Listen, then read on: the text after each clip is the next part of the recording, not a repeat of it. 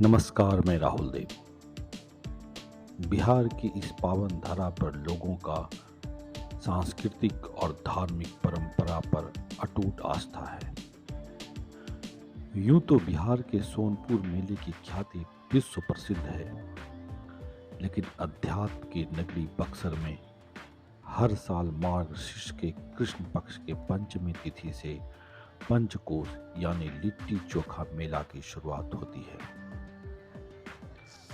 बिहार भारत के उन राज्यों में शुमार है जहां सबसे ज्यादा त्योहार मनाए जाते हैं और उतने ही मेले लगते हैं। बिहार की इस पावन धरा पर लोगों का सांस्कृतिक और धार्मिक परंपरा का अटूट आस्था है। यूं तो बिहार के सोनपुर मेले की ख्याति विश्व प्रसिद्ध है, लेकिन अध्यात्म की नगरी बक्सर में यह लिट्टी चोखा का मेला अपने आप में एक निराला और अभूतपूर्व है।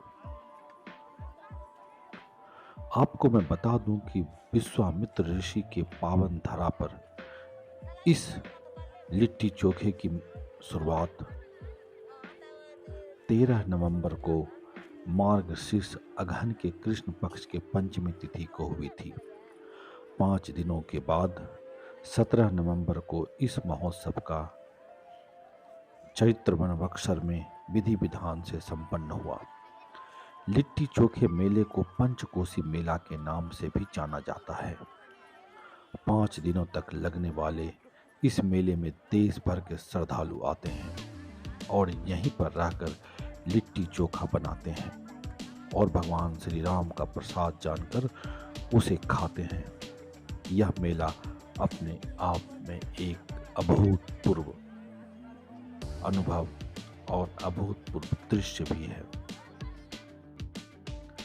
लिट्टी चोखा मेला अपने आप में अद्भुत है। 5 कोस की दूरी कर समाप्त होने वाले इस मेले की शुरुआत बक्सर से सटे अहिरौली से होती है, जहां माता अहिल्या का मंदिर है। दूसरे दिन भक्त नदाओं पहुंचते हैं, तीसरे दिन भभुअर, चौथे दिन बड़का, नुआम और 5वें और आखिरी दिन भक्त बक्सर के चैत्रवन पहुंचते हैं, जहां विधिवत मेले का आयोजन होता है।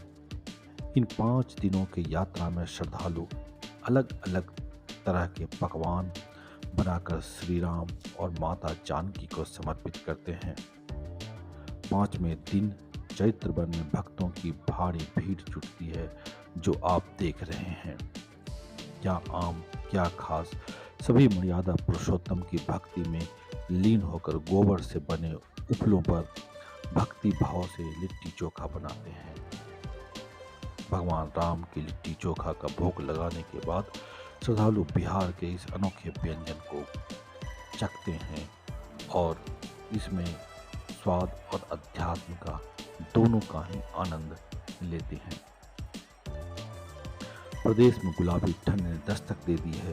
रातें सर्द होने लगी है। बावजूद सर्द रात में लिट्टी चोखा मेले के आयोजन श्रद्धालु और संत समाज के सैकड़ों लोग बक्सर में जुटते रहते हैं।